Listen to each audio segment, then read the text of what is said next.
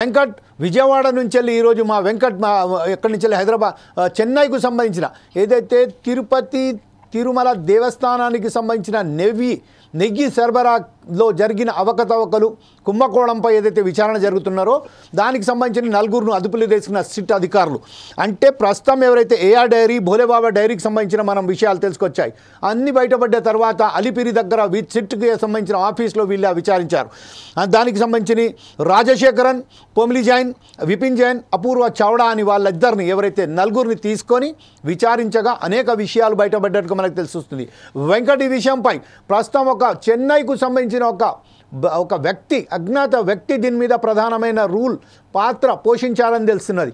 ఆ అజ్ఞాత వ్యక్తి ఎవరు, అసలు వాస్తవానికి 15,000 కేజీలు అంటే సంబంధించి 15,000 కేజీలు డైలీ నెయ్యి తిరుపతి దేవస్థానానికి రావాలి.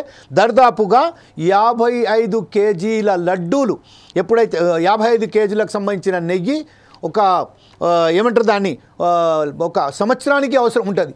ఇంత పెద్ద మొత్తంలో మనకు నెయ్యి రావాల్సిందిగా ఈ టెండర్లలో అవకతవకలు ఒక పవిత్రమైన దేవస్థానంలో ఇంత జరిగిందంటే దీనికి అసలైన కారకుడు చెన్నై నుంచి వెళ్ళి దీనికి ఒక బ్రహ్మాండమైన పాత్ర పోషించాడని తెలిసింది. ఈ విషయంపై మీ దగ్గర ఉన్న గ్రౌండ్ రిపోర్ట్ ఏంటి Venkat? Okay, right, will move to the Surya. Very good morning Surya. Vijayasai రెడ్డికి సంబంధించిన మనకు విశాఖపట్నంలో ఏదైతే ఇసుకకు సంబంధించిన ఏదైతే ఇంతకుముందు గతంలో జరిగిందో ఆ గతంలో అక్కడ విజయసాయి రెడ్డి డాటర్ ఎవరైతే ఉన్నారో నేహారెడ్డికి సంబంధించిన ఒక company Avyan real estate LLP కంపెనీకి సంబంధించిన అక్కడ కట్టడాలు జరిగినాయని బీచ్ పరిసర ప్రాంతాలలో సుప్రీంకోర్టు ఆదేశాల మేరకు ఎలాంటి పక్కా కట్టడాలు చేయొద్దు అనే ఒక స్పష్టమైన ఆదేశాలు ఉన్నప్పటికీ అక్కడ నిర్మాణాలు జరిగాయి. గతంలో పవన్ కళ్యాణ్కు సంబంధించిన ఒక పార్టీ కార్పొరేటర్ అక్కడ అప్పీల్ దాఖలు చేశారు. దాని మీద విచారించిన కోర్టు దాన్ని తొలగించాలి, దానికి సంబంధించిన నివేదిక సమర్పించాలని కోరింది. ఆ నేపథ్యంలోనే 72 పేజీలతో కూడుకున్న ఒక వివరణ మాత్రం వాళ్ళు సమర్పించారు. అందులో మొత్తం కూల్చేశాము అని చెప్పారు. కానీ ఆ కట్టడాలు అలాగే ఉన్నట్టుగా అక్కడ ఆధారాలు తెలుస్తున్నాయి. ఈ విషయంపై సూర్య గ్రౌండ్ రిపోర్ట్ ఏంటి? Please give me ground report from your side. Sir, ఏదైతే ఆంధ్రప్రదేశ్ రాష్ట్రంలో గత 5 ఏళ్ల కాలంలో వైసీపీ అధికారంలో ఉన్నప్పుడు వైఎస్ జగన్మోహన్ రెడ్డి ముఖ్యమంత్రిగా ఉన్నప్పుడు ఆ పార్టీ నాయకులు చేసిన అరాచకాలు, తప్పుడు పనులు అనేకమని చెప్పొచ్చు. అయితే అప్పట్లో వీటిపై అనేక ప్రతిపక్షాలు కానీ ప్రజా సంఘాలు కానీ అనేక ఫిర్యాదులు చేసినా కూడా ఏ అధికారి పట్టించుకోలేదు. విచారణ కూడా చేసిన దాఖలాలు అయితే మనకి ఎక్కడ కనిపించడం లేదు. అదేవిధంగా ఎవరైనా ధైర్యం చేసి సామాన్య ప్రజలు ఆర్టీఐ కిందనో లేకపోతే వేరే రకంగానో ప్రశ్నిస్తే నయానో భయానో వారి నోర్లు ముగించేవారు. ఇక ప్రభుత్వ ఉద్యోగులు అయితే అప్పటి వైసీపీ పార్టీ పెద్దలకి పెద్ద పెద్ద నాయకుల దగ్గర నుంచి చిన్న గల్లీ నాయకులు సైతం సాహో అంటూ సలాంలు కొడుతూ వారికి అన్ని సేవలు చేసేవారు. అయితే ఆంధ్రప్రదేశ్ రాష్ట్రంలో ఎప్పుడైతే కూటమి ప్రభుత్వం ఏర్పడిందో అప్పటి నుంచి గత 5 ఏళ్ల కాలంలో ఆ ప్రభుత్వ హయాంలో జరిగిన ప్రతి పనిని కూడా ఒక అభివృద్ధి పని కావచ్చు లేకపోతే ఏదైనా పథకం కావచ్చు ప్రతిదీ చెక్ చేస్తోంది. అనుమానం వచ్చిందంటే దానిపై లోతుగా దర్యాప్తు చేస్తోంది. అందులో భాగంగానే ఇప్పటికీ అనేక అక్రమాలు అవకతవకలు కూడా బయటపడుతున్నాయి, ఇంకా పడే అవకాశాలు కూడా ఉన్నాయి. ఇక మనం తాజాగా చూసామంటే అప్పట్లో జరిగిన ఒక అక్రమాన్ని గమనిస్తే విశాఖపట్నం జిల్లా భీమిలి తీర ప్రాంతంలో వైసీపీ మాజీ ఎంపీ విజయసాయి రెడ్డి అక్రమాలకు నిరూపించే ఆనవాళ్లు మనకు ఇంకా అక్కడ దాఖలాలు అయితే కనిపిస్తున్నాయి, కానీ అధికారులు చెప్పేది ఒకటి, అక్కడ ఆధారాలు ఒకటి కనిపిస్తున్నాయి. ఇంకా పూర్తి వివరాల్లోకి కనుక వచ్చారంటే ఏదైతే అప్పట్లో ప్రభుత్వ ఉన్నత అధికారుల దృష్టికి తీసుకెళ్లి వాళ్ళ అనుమతులతోనే అన్ని చేస్తూ నిజాన్ని చెప్పాలంటే ఒక రూల్ ప్రకారంగా తీసుకున్నామంటే ఒక నదీ పరివాహక ప్రాంతం గాని ఒక సముద్ర తీర ప్రాంతం గాని అక్కడ ఎటువంటివి కట్టడాలు అంటే శాశ్వతమైన కట్టడాలు కట్టకూడదు రూల్ ప్రకారం. దానికి చాలా నిబంధనలు ఉన్నాయి.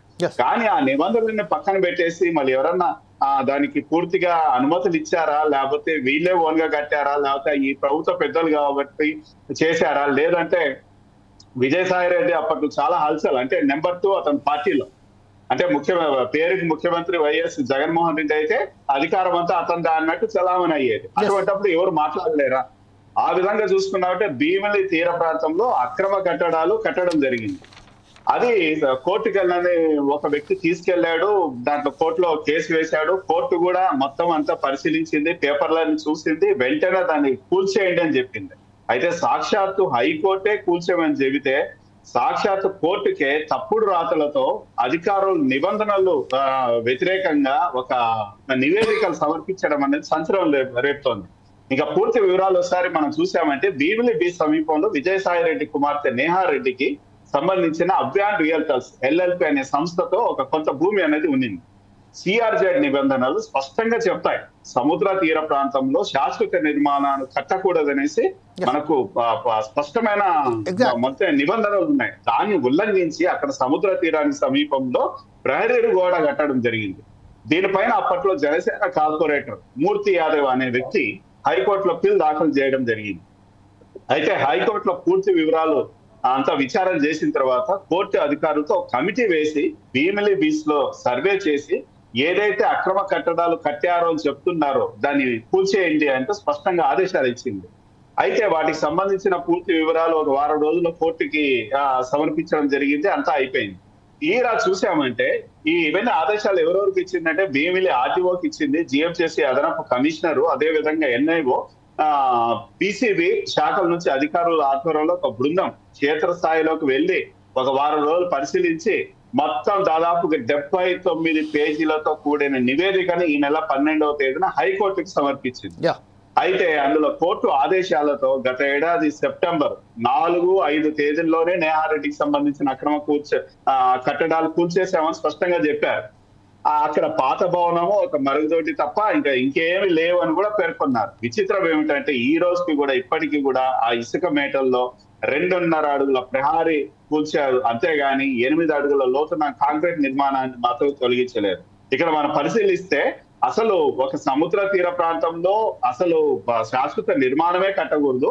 ఇక్కడ చూసామంటే దాదాపుగా 8 అడుగుల లోతు ఒక కాంక్రీట్ ఫౌండేషన్ వేశారంటే మీరు ఆలోచన చేసుకోవచ్చు. దీన్ని మళ్ళీ అధికారంలోకి వస్తుంది వైసీపీ, మళ్ళీ దీన్ని ఇంకేదో చేద్దామన్న ప్లానింగ్ తోనే చేశారు, శాశ్వత కట్టడం చేయాలన్న ప్లాన్ తోనే చేశారని మనకు స్పష్టంగా అర్థం అవుతుంది. కేవలం అక్కడ ఒక 2 ఫీట్ మాత్రమే తీసేసి మిగతా అట్లాగే ఉంచేసి మొత్తం తొలగించేసామని సాక్షాత్ హైకోర్టుకే తప్పుడు సమాచారాన్ని అందించడం అనేది చాలా చాలా ఆశ్చర్యానికి గురి చేసే విషయం ఇది. అది కూడా పొడవు ఎలా ఉంటుందంటే సుమారు 50 అడుగుల పొడవున ఉంటుంది కాంక్రీట్ పునాది. ఆ ఫోటోలను తీసి తప్పుడు దారి పట్టించేలాగా కోర్టుకే తప్పుడు సాక్ష్యాలు సమర్పించడం అనేది ఈ ఆంధ్రప్రదేశ్ రాష్ట్రంలో జరగడం అన్నది అత్యంత బాధాకరమైన విషయం కూడా అని చెప్పొచ్చు. అసలు కాంక్రీట్ గోడ పొడవు ఎంత సార్ చెప్పండి సార్. సూర్య, ఇప్పుడు ప్రస్తుతం ఏదైతే ఉన్నదో విజయసాయి రెడ్డి అది మొత్తం కంప్లీట్ గా అతను రాజీనామా ఇచ్చేశారు.